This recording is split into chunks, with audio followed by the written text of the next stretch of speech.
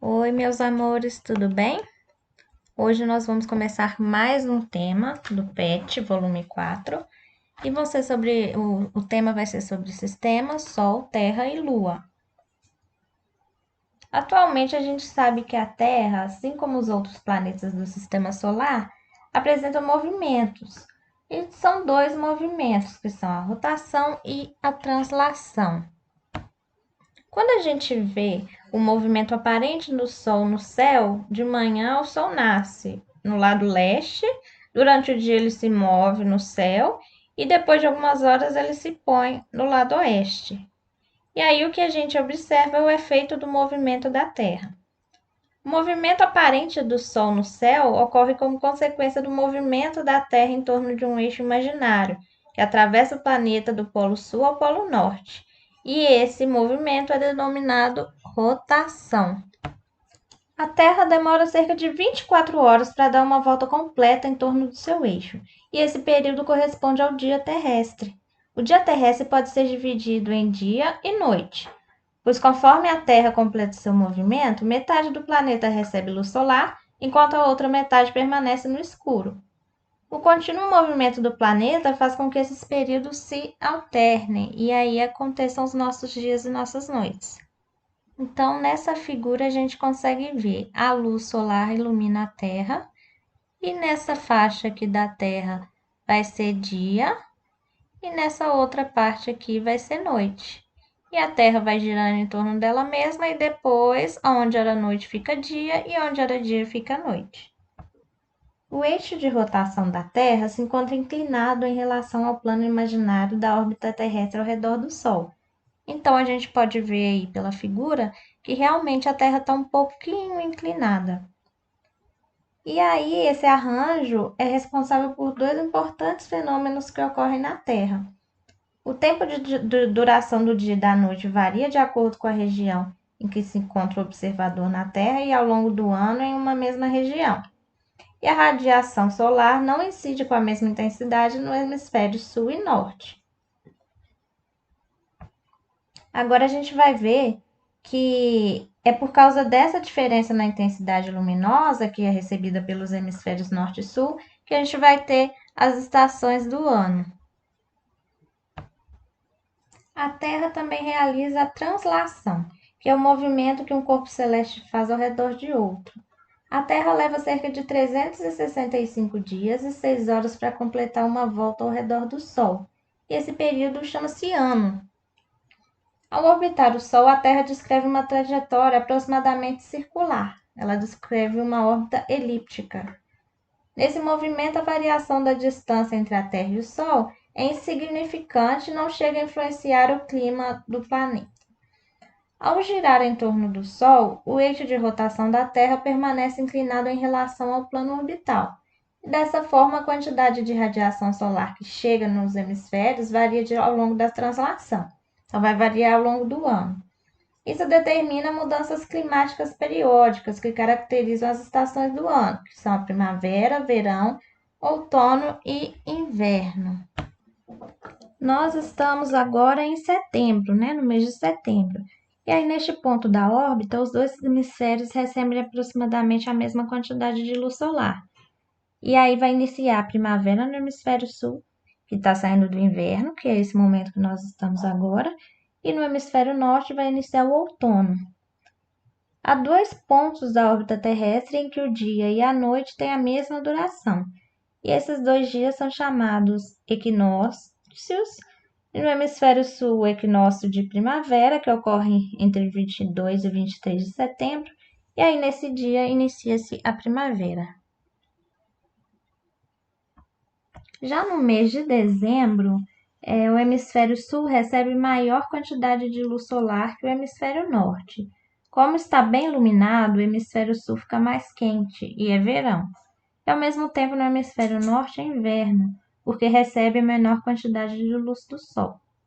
O ponto da órbita em que a duração do dia e da noite atinge sua maior diferença vai ocorrer entre o dia 21 e 22 de dezembro, e nesse dia ocorre o solstício de verão no hemisfério sul. Esse dia marca o início do verão e tem o período iluminado mais longo e a noite mais curta. No mês de março, os dois hemisférios recebem aproximadamente a mesma quantidade de luz solar. Inicia-se o outono no hemisfério sul, que está saindo do verão, e no hemisfério norte é primavera, porque ele está saindo do inverno. O ponto da órbita terrestre em que o dia e a noite têm a mesma duração ocorre entre os dias 20 e 21 de março. E nesse dia ocorre o equinócio de outono no hemisfério sul, que marca o início do outono. Já no mês de junho, no hemisfério sul, a menor incidência de luz solar que no hemisfério norte. E aí, como está menos iluminado, o hemisfério sul fica mais frio, e é o inverno. Ao mesmo tempo, o hemisfério norte é verão, porque é a maior incidência da luz do sol. E há dois pontos da órbita terrestre em que as durações do dia e da noite atingem sua maior diferença. São chamados solstícios. No hemisfério sul, o solstício de inverno ocorre entre o dia 20 e 21 de junho. Esse dia marca o início do inverno, que tem um período iluminado mais curto e a noite mais longa.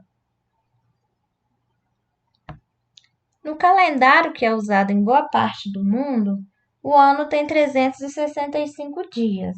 Mas como a gente já falou, a cada ano há 6 horas restantes. E aí, por convenção, decidiu-se que as horas que se acumulariam, a cada 4 anos, o mês de fevereiro teria um dia a mais, o dia 29.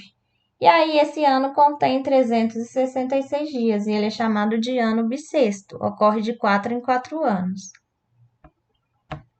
Agora nós vamos falar um pouquinho sobre a Lua. A Lua é o satélite natural da Terra. E como todos os satélites naturais, ela não tem luz própria, mas ela é iluminada pelo Sol e reflete essa luz, podendo por isso ser vista aqui da Terra.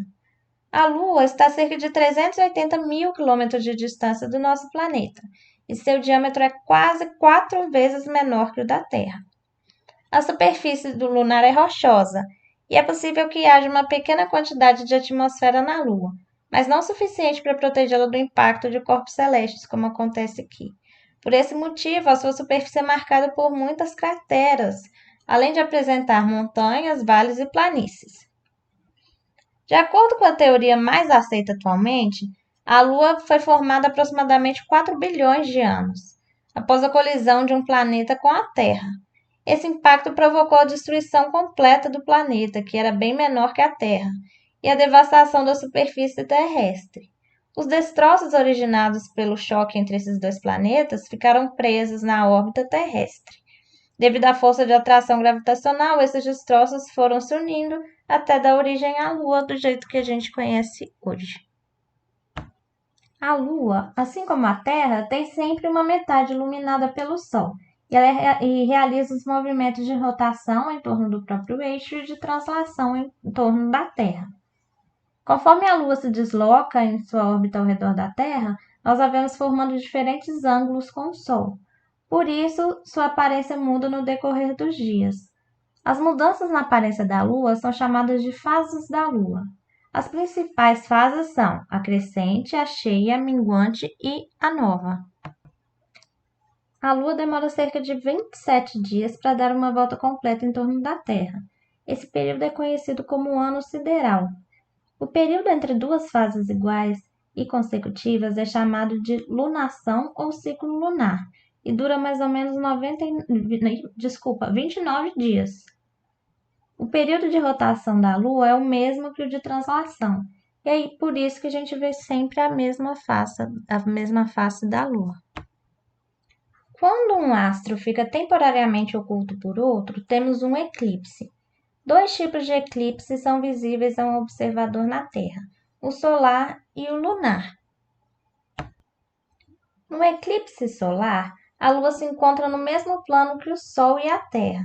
Ao passar entre esses dois astros, a sombra da Lua é projetada em uma região da Terra, escondendo temporariamente o Sol. A região na qual a sombra da Lua cobre totalmente o Sol é denominada umbra.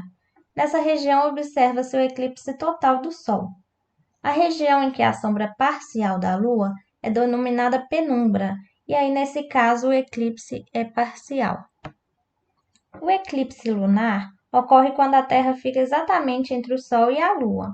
Como a Terra é muito maior que a Lua, a penumbra e a umbra projetadas pelo planeta demoram a ser atravessadas por seu satélite natural.